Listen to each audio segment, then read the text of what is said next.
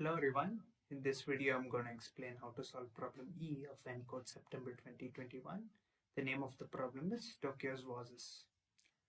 In this problem, Tokyo bought an infinite number of black and white vases. Tokyo also likes beautiful arrangements of vases.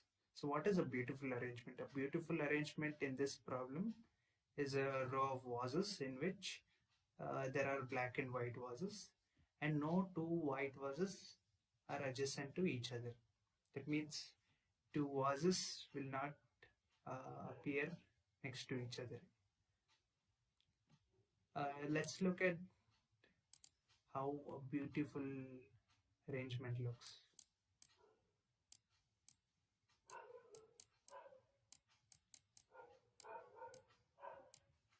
In this arrangement, there are no two consecutive white vases. So this we can call it as a beautiful arrangement.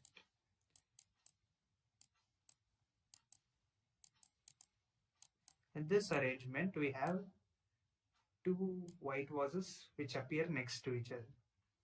So this is not a beautiful arrangement.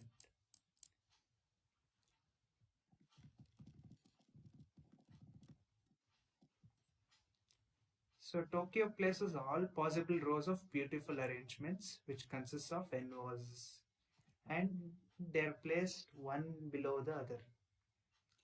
And we need to find the number of white and black vases in the last column of the arrangement. And the answer might be large, so we need to print it modulo 10 power 9 plus 7. So let's look at one of the examples given here. Let's say there should be two vases in a row. So the possible arrangements are B comma B, B comma W, white comma black. So there are two black vases in the last column and one white vase in the last column. So the answer is 2 comma 1. So how to solve this problem? Let's start from the beginning. Let's say there is exactly one vase in a row. We can have a black vase or a white vase. These are the only two possible arrangements with one vase. Let's move one step ahead. Let's take two vases in a row.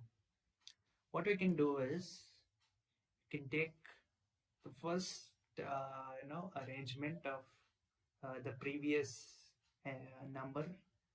Then we can, for all of these, we can place a black vase because we have no restrictions on a black vase coming next to a black vase or a white vase. So we can say BB and WB. And if there is a white vase, we can't place a white vase next to a white one. So if there is a white vase at the end, we have to place a black vase like it's done here. But if there is a black vase, we can place a white vase next to that. So here we can observe that the number of black vases at the end is the number of vases here, and the number of white vases is the number of black vases at the end. We'll take this further. Let's say we have three vases in a row. For this, what we can do is we can place black vases next to all these three arrangements. It'll look like this: WB, B, W, B. And here too we can place white vases only next to the rows which end with the black vase. So it will look like B, B, W, W, B, W.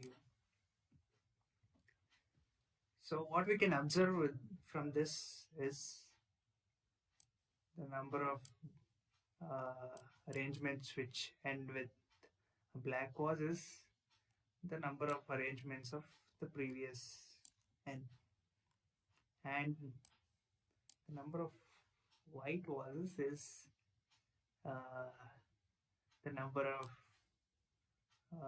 rows in the previous n which end with a black vase.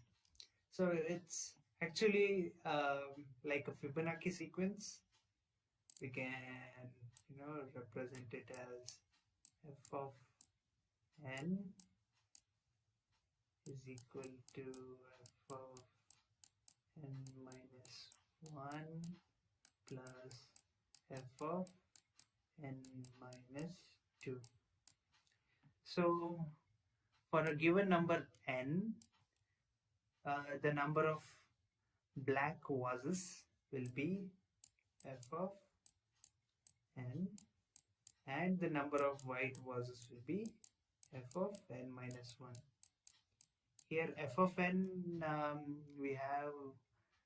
we start with 1 comma 1, then go on 2, 3, and so on. So f of n, so for 1 it will be f of 1 and f of 0. That will be this one and this one. Same thing for 2, it will be 2 and 1. Same thing for 3, it will be 3 and 2. So it forms a Fibonacci sequence. And if we look at the problem here, we have a subtask for n is less than 10 power 5. That's easily doable. We can apply a loop, and then we can find Fibonacci numbers up to 10 power 5. We can pre-compute that and then store it in a place. But the original constraints has 10 power 9. So that's the tough part. For this, we have something called as first Fibonacci. It makes use of matrix multiplication. There is another method as well, but I'll explain how to do that using matrix multiplication. So let's have a look at how to solve this using matrix multiplication.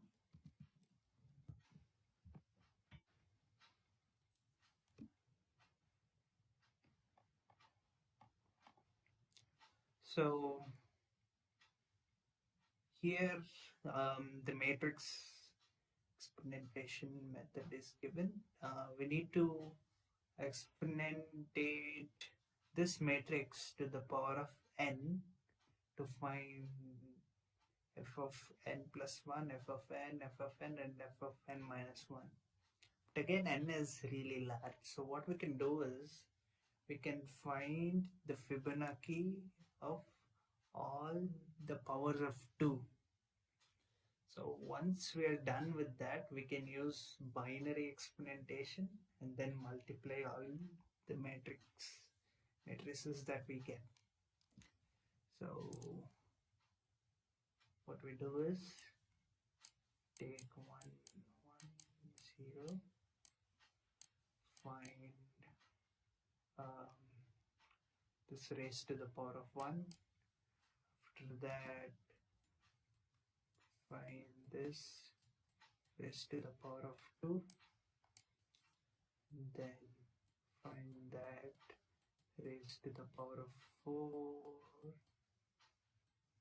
and so on. Why we do this is because it's easier to get this matrix from this one, because all we need to do is we need to multiply it with itself. Same way we do this. So let's say we have a number n. Let's say its binary representation is like this. So what we do is take this, find the Fibonacci of this, then we store it in a matrix. Let's say it's x, y, y, and z. So we have a 1 in this position as well. Take the matrix from the corresponding power of n. So let's say it's so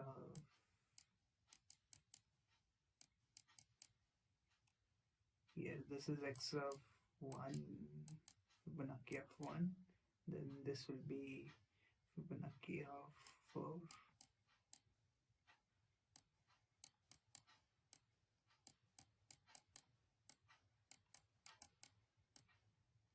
So we need to multiply these, and whatever result we get, that will be having Fibonacci of n here.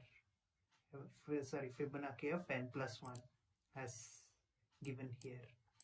So we combine matrix multiplication and we combine binary exponentation to solve this problem. Have a look at the editorials and the additional material section. They have problems related to binary exponentation and videos related to the same concept as well. Thank you.